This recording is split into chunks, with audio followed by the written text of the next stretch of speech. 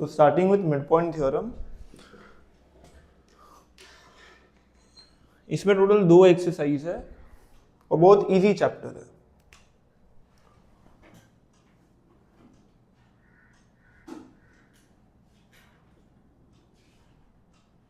Sir midpoint theorem में first exercise में there are total 2 theorems.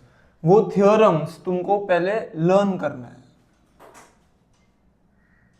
सबसे पहले तुमको ये जानना है कि midpoint theorem is applicable only in triangle. तुम ट्राइंगल के अंदर ही मिडपॉइंट थ्योरम अप्लाई कर सकते हो और कोई भी फिगर में नहीं। तो sir suppose there is a triangle A B C. Sir triangle के पास 3 साइड्स होते हैं। तो अज्यूम दैट सर मैंने ए बी का एक मिड पॉइंट बनाया। मिड पॉइंट मतलब पता है सेंटर वैल्यू। ए बी का मिड पॉइंट ये है, सपोज इसको नाम दे दिया डी, और ए सी का भी एक मिड पॉइंट बनाया ई। तो D and E both are mid points of the sides. Mid point मतलब middle point of the side. तो सर अगर तुमको ट्राइंगल के 2 मिड पॉइंट्स पता है कि sir D is mid point of side A B, E is mid point of side A C, अगर तुमको 2 मिड पॉइंट्स पता है, ट्राइंगल में 3 साइड्स होते हैं, 3 में से अगर 2 साइड्स के मिड पॉइंट तुमको गिवन है, तो सर ये मिड पॉइंट को जो ज्वाइन करने वाली लाइन है जिसको DE बोलते हैं, this line is half of third side. DE is half of third side. This is mid point theorem. अगर D और E 2 मिड पॉइंट्स तुमको गिवन है ट्राइंगल में, तो सर जो मिड पॉइंट को लाइन ज्वाइन करने वाली जो लाइन है, this line is parallel and half of third side. ये पहला साइड है, दूसरा साइड है, थर्ड साइड BC है, तो DE will be parallel and half of BC। तो इसको लिखते कैसे सर? सबसे पहले तुम कंडीशन लिखोगे। कंडीशन क्या है? Since D and E are midpoints of AB and AC। Sir क्योंकि सिंस, पहले तुमको एक कंडीशन लिखना पड़ेगा कि सर क्योंकि ये ट्राइंगल में, ट्राइंगल का नाम भी लिखना है, इन ट्राइंगल ABC, ये सिर्फ ट्राइंगल के अंदर ही एप्लीकेबल है, स्टेटमेंट और रीजन के फॉर्म में लिखना है। इन triangle ABC, if D and E are midpoints of 2 sides AB and AC, then the line joining these 2 midpoints DE, ये जो अपना DE लाइन है, it will always be parallel to BC। DE and BC will be parallel to BC, and also DE will be half of BC। Sir क्यों? This is only called mid point theorem. Reason में लिखोगे mid point theorem. यही theorem है कि sir अगर ये दोनों mid points है ट्राइंगल के, तो ये 2 मिड पॉइंट्स का जो लाइन है DE, ये हमेशा पैरेलल होगा थर्ड साइड के, ट्राइंगल के तीसरे साइड के पैरेलल होगा, एंड इसका जो लेंथ है वो इसका आधा होगा। मतलब BC का अगर 10 है तो DE 5 होगा। This is only the theorem. तो तुमको जब भी मैं बोलूं मिड पॉइंट थ्योरम लिखो, तुमको ये 2 स्टेप्स में लिखना है। सबसे पहले मिड पॉइंट थ्योरम कब यूज होता है? तो सर ट्राइंगल में यूज होता है। ट्राइंगल में अगर तुमको 2 साइड्स के मिड पॉइंट दिए हुए हैं, तो वो 2 मिड पॉइंट्स को ज्वाइन करने वाली जो लाइन है DE, it will always be parallel to the third side of triangle, and also this line will be parallel to third side and half of third side. Clear? Sir ये दोनों mid points है, पहले ये लिखोगे, उसके बाद ही you can write sir अब ये जो अपना लाइन है DE, it is parallel to third side and this line is half of third side. Reason mid point theorem. तुम्हारे पास 2 मिड पॉइंट्स कंपलसरी होने चाहिए। अगर एक मिड पॉइंट है दूसरा मिड पॉइंट नहीं है, you can't use mid point theorem. Mid point theorem में सर ये चाहिए, कंडीशन है कि both should be mid points. अगर तुम्हारे पास 2 मिड पॉइंट्स है, तभी तुम ये बोल सकते हो कि सर जो लाइन है 2 मिड पॉइंट्स को ज्वाइन कर रही है, it is parallel to third side and half of third side. इसी को मिड पॉइंट थ्योरम बोलते हैं। कॉपी दिस, बस ये दो स्टेटमेंट्स लिखने हैं। Whenever I say apply midpoint theorem, you will write this entire 2 points. Triangle का नाम, कंडीशन एंड फिर उसका theorem.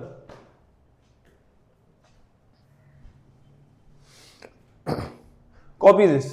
There are total 2 types of theorem. ये पहला थ्योरम है।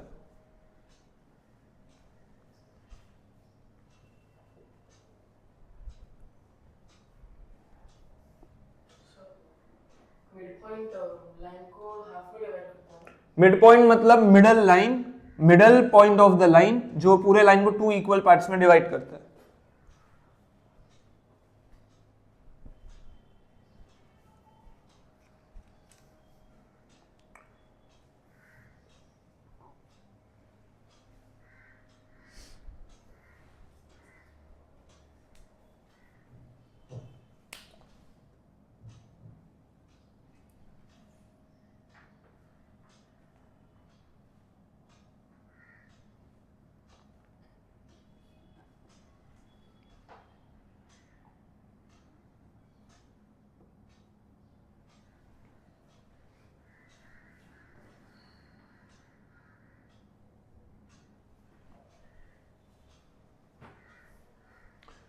ये पहला थ्योरम है। ये एक्सरसाइज में मिड पॉइंट थ्योरम के फर्स्ट एक्सरसाइज में 2 टाइप्स के थ्योरम है। पहला थ्योरम तो मिड पॉइंट थ्योरम है। अगर तुम्हारे 2 मिड पॉइंट्स है तो वो लाइन जो ये 2 मिड पॉइंट्स को ज्वाइन कर रहा है, it will always be parallel to the third side, उसके सामने वाले साइड के पैरेलल होगा, और इसका length will be half of the third side. Reason mid point theorem. अभी सर नेक्स्ट थ्योरम पे आते हैं। ये डायग्राम पे ध्यान दो सर। ये डायग्राम में अपन को गिवन क्या है? Look here, stop writing. Sir अपन को ये 2 पॉइंट्स दिया है, और ये 2 पॉइंट्स को लाइन करने ज्वाइन करने वाली जो लाइन है, it is parallel to the third side. तुमको गिवन है, क्वेश्चन में गिवन है कि P is the mid point. Q mid point नहीं है। तुमको बोला है कि सिर्फ P मिड पॉइंट है, एक ही पॉइंट है जो मिड पॉइंट है, only P is mid point, question में दिया हुआ है। तो sir if P is mid point मतलब तुमको अगर 3 में से एक मिड पॉइंट दिया है, और सर ये Q जो है वो मिड पॉइंट नहीं है, और ये जो 2 पॉइंट्स को ज्वाइन करने वाली लाइन है PQ, ये BC के पैरेलल है, ये दिया हुआ है क्वेश्चन में।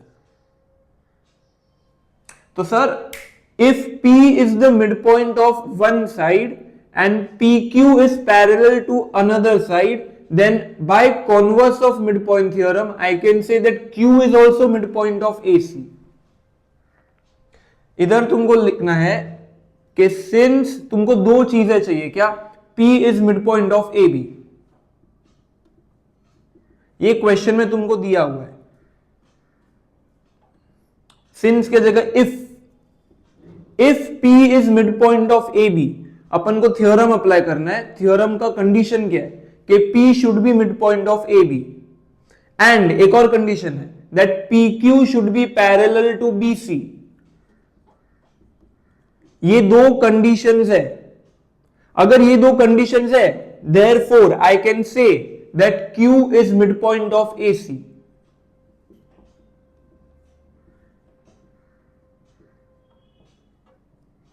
रीजन लिखोगे सर, क्यों मिड पॉइंट है ये वाला पॉइंट मिड पॉइंट क्यों है? Converse of mid point theorem. इसका रीजन है converse of mid point theorem. मतलब कि अगर सिंपल भाषा में समझाओ तो तुमको एक पॉइंट दिया हुआ है, ये मिड पॉइंट है, तुमको प्रूफ करना है कि ये भी मिड पॉइंट है। गिवन में क्वेश्चन में क्या दिया हुआ है कि P is the mid point, Q mid point नहीं है, तुमको ये प्रूफ करना है। तो Q मिड पॉइंट अपन कब बोल सकते हैं? उसके लिए 2 कंडीशंस चाहिए, that P should be the mid point and this line PQ should be parallel to BC. If P is midpoint and these 2 lines are parallel, then by converse I can say that this is also midpoint. दोनों में फर्क है। Converse मतलब mid point theorem का उल्टा। इधर mid point theorem में ध्यान दो, अपन को मिड पॉइंट थ्योरम में दिया हुआ है कि ये दोनों पॉइंट्स मिड पॉइंट है। अगर ये दोनों पॉइंट्स मिड पॉइंट है तो what can I say? Since D and E are midpoints, I can say that DE is parallel to BC and DE is half of BC by midpoint theorem.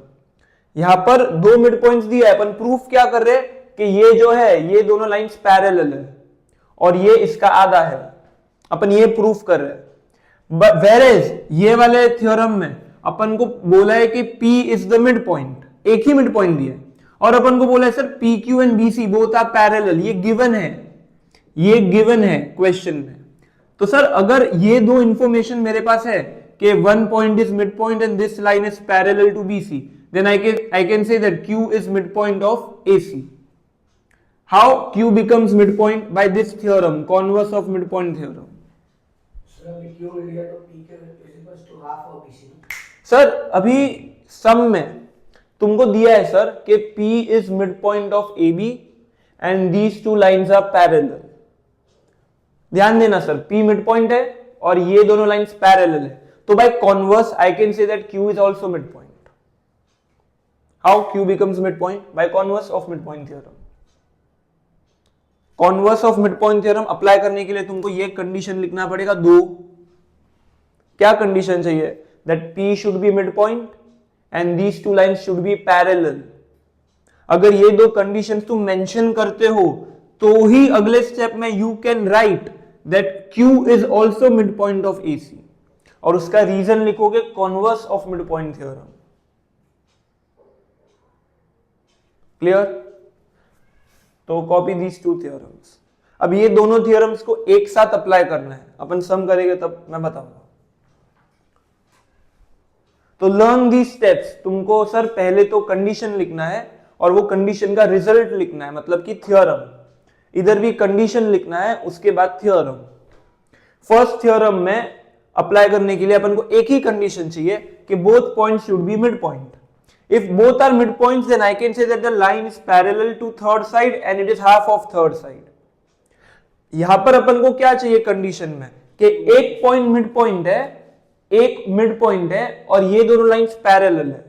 अगर ये information है तो I can say that another point Q is also midpoint. तो ये दो types के theorem है।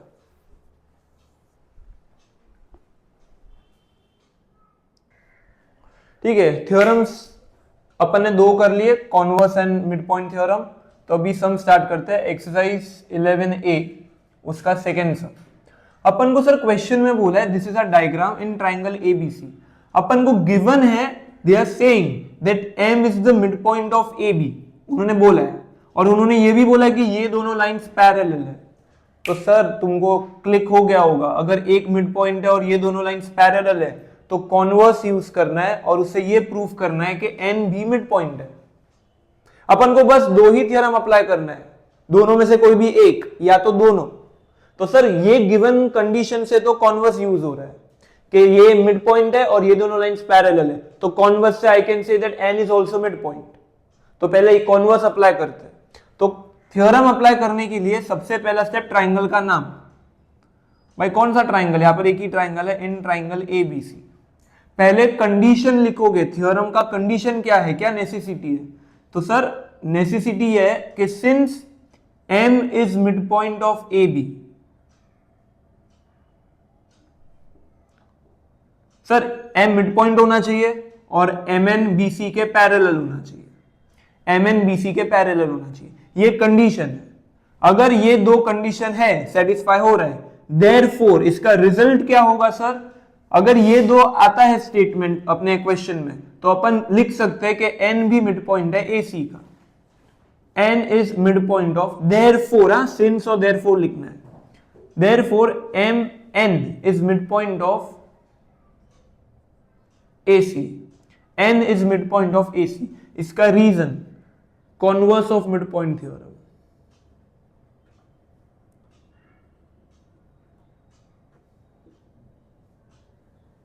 तो सर तुमने ये प्रूफ किया कि N भी मिड पॉइंट है,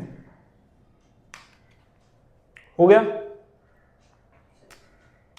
तो converse of mid point theorem use किया, मतलब अभी तुमने ये प्रूफ किया कि N भी मिड पॉइंट है। सर अभी ये कॉन्वर्स यूज कर लिया, अच्छा, अभी अगर n मिड पॉइंट है इसका मतलब ये दोनों पार्ट्स इक्वल हो गए। अगर n मिड पॉइंट है मतलब ये दोनों पार्ट्स इक्वल है, ये इसको इक्वल पार्ट्स में डिवाइड कर रहे हैं n, क्योंकि n मिड पॉइंट है मतलब an का लेंथ और cn का लेंथ दोनों इक्वल होगा because n is the mid point. अपन को भी लेंथ कैलकुलेट करना है। अपन को बोला है सर BC का वैल्यू 7 सेंटीमीटर है और AC का वैल्यू 5 सेंटीमीटर है, ये पूरा 5 सेंटीमीटर। मेरे को बोला है सर AN का लेंथ ढूंढो, सिर्फ इतने पोर्शन का लेंथ ढूंढो। तो सर ये पूरा 5 है, अभी जस्ट तुमने प्रूफ किया कि n मिड पॉइंट है। मिड पॉइंट मतलब ये दोनों पार्ट्स इक्वल है। अगर पूरा AC 5 है तो ये दोनों 2.5 एंड 2.5 बराबर। अपन को AN का लेंथ ढूंढना है। अभी अपन ने जस्ट प्रूफ किया ना कि n मिड पॉइंट है। मिड पॉइंट मतलब कि ये दोनों पार्ट्स इक्वल है, तो अगर दोनों को मिला के 5 आ रहा है तो दोनों 2.5 होगा। तो सर AN मिल जाएगा। AN is half of AC, AN जो है वो AC का आधा है। तो you will write because n is mid point, तो I can say AN is half of AC which is half of 5, so AN becomes 2.5 centimetre. इसका कोई रीजन नहीं है, अपन ने जस्ट प्रूफ किया ना n मिड पॉइंट है। अगर n मिड पॉइंट है मतलब AN और CN दोनों AC के हाफ हाफ है, तो अगर पूरा 5 है तो ये 2.5 ये 2.5। तो सर एक पार्ट हो गया, AN मिल गया। अब अपन को MN का लेंथ ढूंढना है। यहां पर ध्यान दो, MN का लेंथ ढूंढना है, तो MN का लेंथ कैसे ढूंढेंगे? सर यहां पर अभी कौन सा थ्योरम बचा? मिड पॉइंट थ्योरम बचा। सर मिड पॉइंट थ्योरम के लिए क्या नेसेसिटी है, कंडीशन क्या है? दो मिड पॉइंट्स होने चाहिए। अभी M भी मिड पॉइंट है, N भी मिड पॉइंट है, बराबर। अभी सर M तो मिड पॉइंट गिवन था, कॉन्वर्स से अपन ने ये प्रूफ किया कि N is also mid point. अभी दोनों मिड पॉइंट्स है, तो क्या मैं बोल सकता हूं by mid point theorem MN is half of BC? तो सर इसका लेंथ 3.5 आएगा, BC का हाफ हो गया सब। तो दोनों थ्योरम्स एक एक करके लिखना है। सबसे पहले तुमने कॉन्वर्स यूज किया, कॉन्वर्स से ये प्रूफ किया कि n इज मिड पॉइंट। अभी तुम्हारे पास दोनों मिड पॉइंट्स है, तो दो मिड पॉइंट्स है तो मिड पॉइंट थ्योरम अप्लाई कर सकते हैं। तो next statement, this was your first statement, this was your second statement, this was your third statement. Now fourth statement. अभी सर तुम यही ट्राइंगल में मिड पॉइंट थ्योरम अप्लाई कर रहे हो, तो उसके लिए कंडीशन क्या है? since M and N are midpoints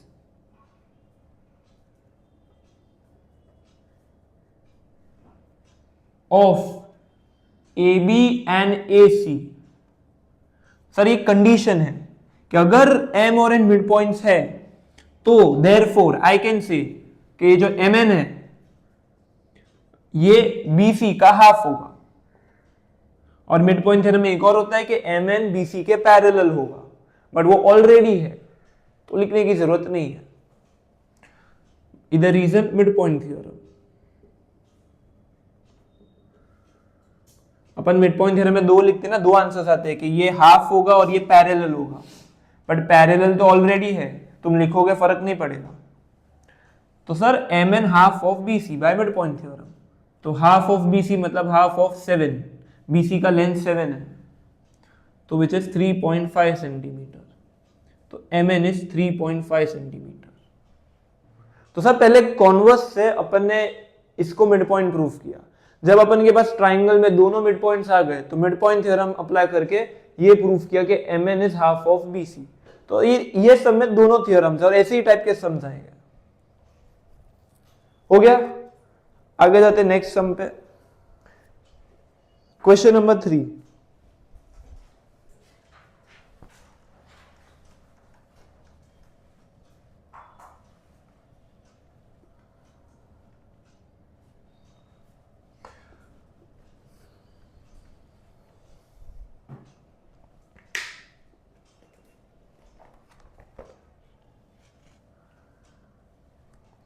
Prove that the figure obtained by joining the midpoints of adjacent sides of a rectangle is a rhombus।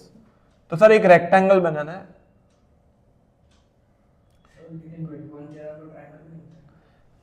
जो गिवन है क्वेश्चन में पहले वो तो करो। Prove that the figure by obtained by joining the mid points of adjacent sides of rectangle. तो sir rectangle बोला है ABCD, ABCD is a rectangle. अपन को बोला है सर चारों साइड्स के मिड पॉइंट को ज्वाइन करना है, चारों साइड्स के मिड पॉइंट है उनको ज्वाइन करना है, सब मिड पॉइंट्स को ज्वाइन करना है, तो अपन को एक फिगर मिलेगा। तो सर सब मिड पॉइंट्स है, चारों साइड्स के जो मिड पॉइंट है उनको नाम दे देते PQRS, इसको P, इसको Q, इसको R, इसको S। क्वेश्चन ध्यान से समझना, रेक्टेंगल है ABCD, रेक्टेंगल के 4 मिड पॉइंट्स हो गए, चारों मिड पॉइंट्स को ज्वाइन करके जो फिगर मिलेगा मेरे को प्रूफ करना है कि ये जो फिगर है PQRS जो मैंने सब मिड पॉइंट को ज्वाइन करके ढूंढा है, बनाया है, अपन को प्रूफ करना है कि ये फिगर रोम्बस है। I need to prove that quadrilateral, ये तो क्वाड्रिलैटरल है, मुझे प्रूफ करना है कि quadrilateral PQRS is rhombus. I need to prove this. और गिवन क्या है सर कि ABCD is a rectangle and PQRS are respective mid points. Sir rhombus अगर मेरे को कोई भी फिगर को रोम्बस प्रूफ करना है, कैसे करेंगे? अगर मैंने ये प्रूफ किया कि ये रोम्बस के, ये फिगर के चारों साइड्स इक्वल है तो ये रोम्बस हो जाएगा, बराबर। अगर मेरे को इसको रोम्बस प्रूफ करना है कि PQRS इज अ रोम्बस, मेरे को सिंपली क्या करना है, इसके चारों साइड्स का लेंथ इक्वल बताना है। अगर इसके चारों साइड्स का लेंथ इक्वल है मतलब कि ये फिगर ऑटोमेटिकली रोम्बस हो गया। अब सर मिड पॉइंट थ्योरम इधर कहां पर अप्लाई करेंगे? कोई ट्रायंगल फॉर्म नहीं हो रहा है, तुमको हमेशा एक डायगोनल बनाना है, कोई भी एक डायगोनल, तुम AC बनाओ या BD बनाओ कोई भी चलेगा। तो सर अपन एक डायगोनल बनाते AC एक बनाते सर। जैसे ही मैंने डायगोनल बनाया तो 2 ट्रायंगल्स बन गए, एक बन गया ABC और एक बन गया ADC, बराबर।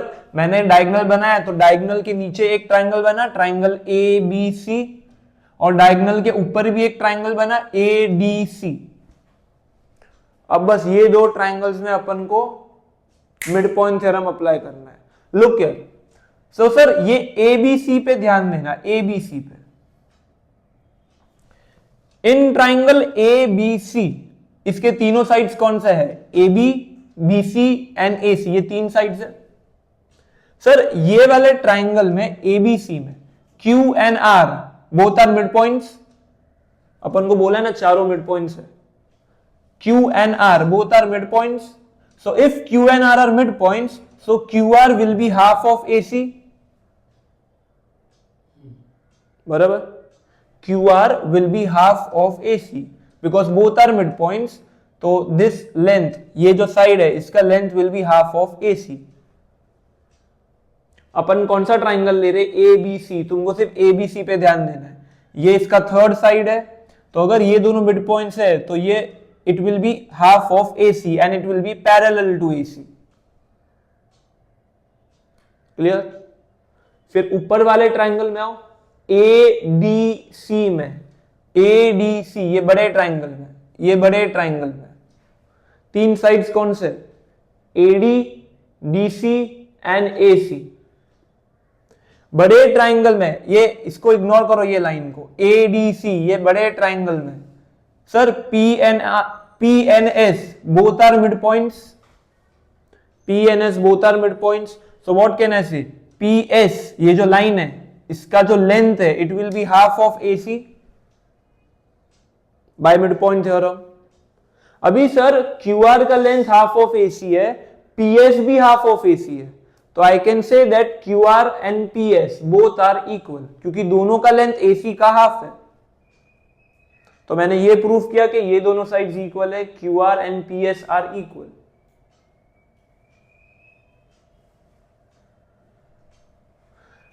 लिख के करते तो सर इन ट्राइंगल, तो तुम लोग एक डायगोनल बनाओगे AC, इन ट्राइंगल ABC, ट्राइंगल ABC पे गौर करना, ये बड़ा ट्राइंगल ABC, इधर मिड पॉइंट थ्योरम अप्लाई करना है। तो उसका रूल क्या है? Since, first statement, since Q and R are midpoints of sir, Q AB का midpoint है, R BC का midpoint है. So since Q and R are midpoints of AB and BC, therefore I can say that QR is half of AC and QR is parallel to AC by midpoint theorem.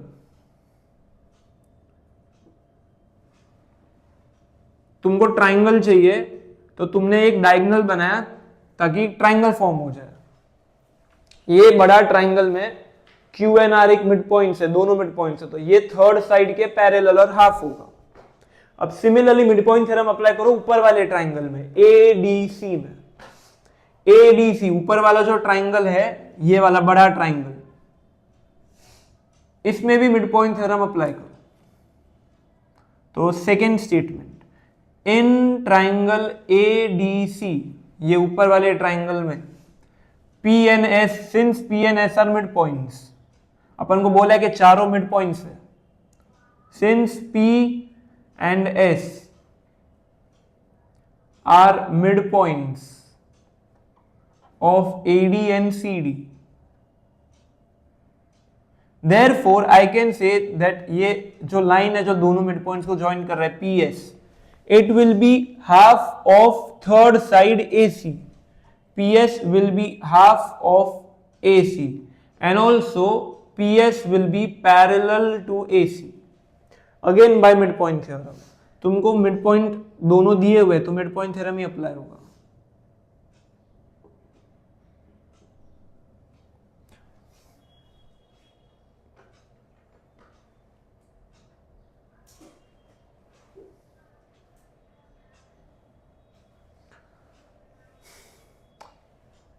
कोई doubt ये वाले सम में?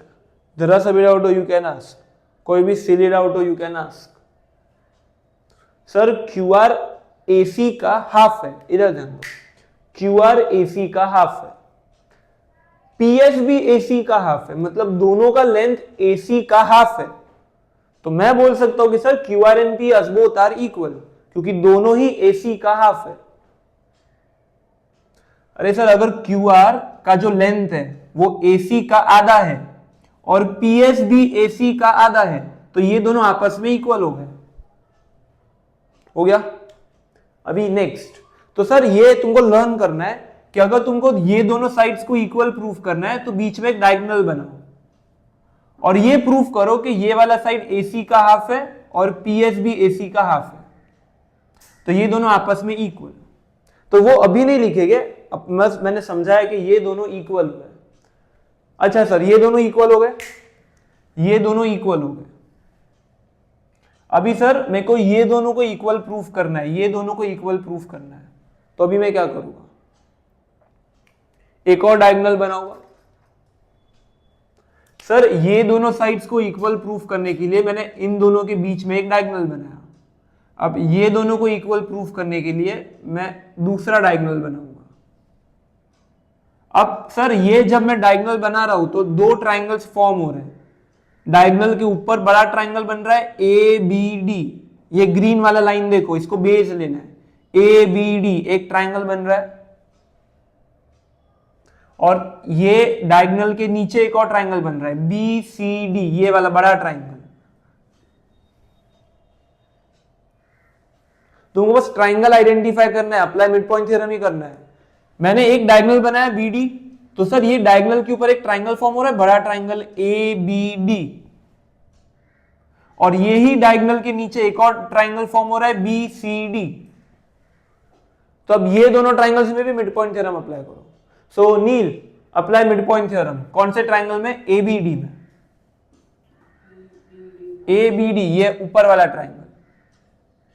Since Q is midpoint of AB and P is midpoint of AD, therefore QP is parallel to BD and QP is equal to half of BD. Yes है निशा. अब नीचे वाला triangle BCD, ये वाले नीचे वाले ट्राइंगल में भी mid point theorem. Since R and S are the midpoint of BC and DC, therefore RS is parallel to BD and half of BD. हो गया सर? ठीक है, तो मिड पॉइंट थ्योरम अप्लाई करते हैं। तो मैं इधर लिख देता हूँ साइड में, third statement, in triangle A B D, ये जो मैंने डायगोनल बनाया है वो उसको बेस लेना है, तो एक ट्राइंगल बन रहा है A B D. Since Q and P are mid points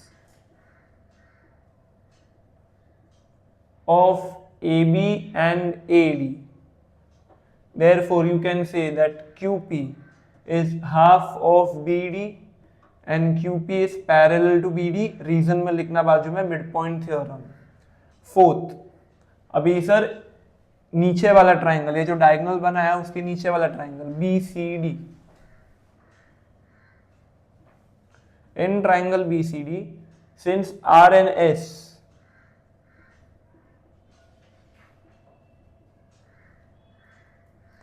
are midpoints of BC and CD, therefore you can say that RS is half of BD and parallel, and RS is parallel to BD। इसका भी reason bye midpoint theorem.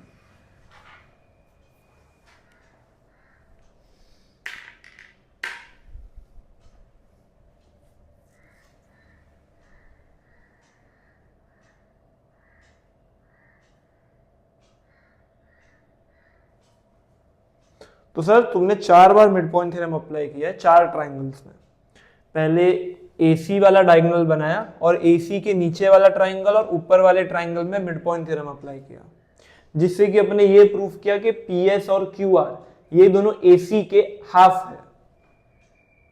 फिर अपन ने दूसरा diagonal बनाया BD, फिर अपन ने ये proof किया कि PQ BD का हाफ है और RS भी BD का हाफ है। तो इससे अपन ये बोल सकते हैं कि ये दोनों साइड्स इक्वल है।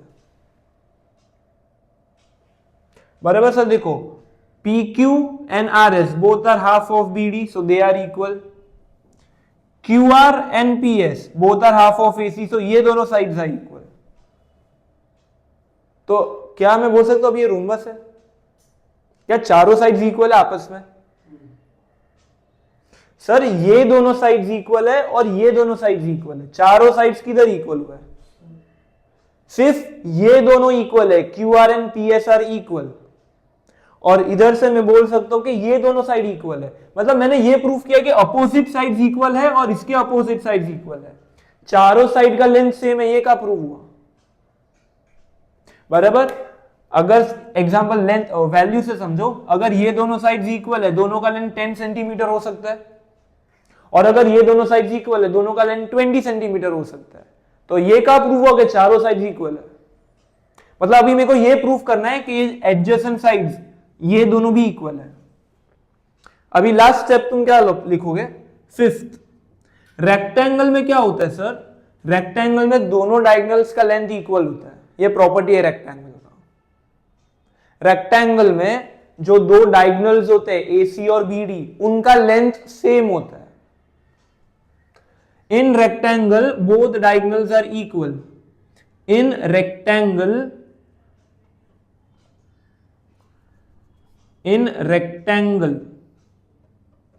ABCD, AC और BD इक्वल होते हैं, डायगोनल्स आर इक्वल। ये प्रॉपर्टी है, जब रेक्टिलिनियर फिगर्स करेंगे तब उसमें ये प्रॉपर्टी लर्न करना है।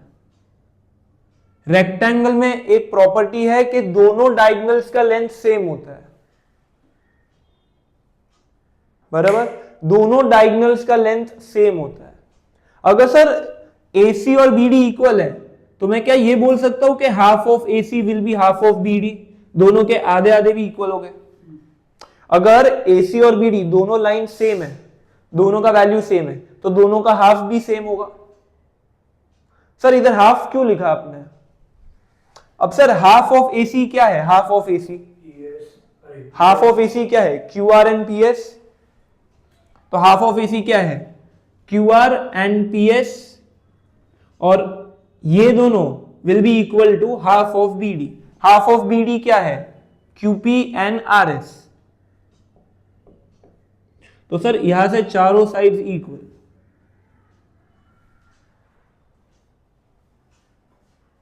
तुमने ये लिखा कि दोनों डायगोनल्स इक्वल है तो दोनों के हाफ भी इक्वल हो गए। अब हाफ ऑफ एसी कौन से साइड्स है, तो हाफ ऑफ एसी है Q R and P S, तो हाफ ऑफ एसी की जगह लिखा Q R and P S. Half of B D Q P and R S, दोनों इक्वल हो गए, दोनों इक्वल है मतलब ये दोनों और ये दोनों आपस में इक्वल हो गए। तो सर चारों sides are equal. Now last statement you will write since all sides are equal, therefore quadrilateral PQRS is a rhombus।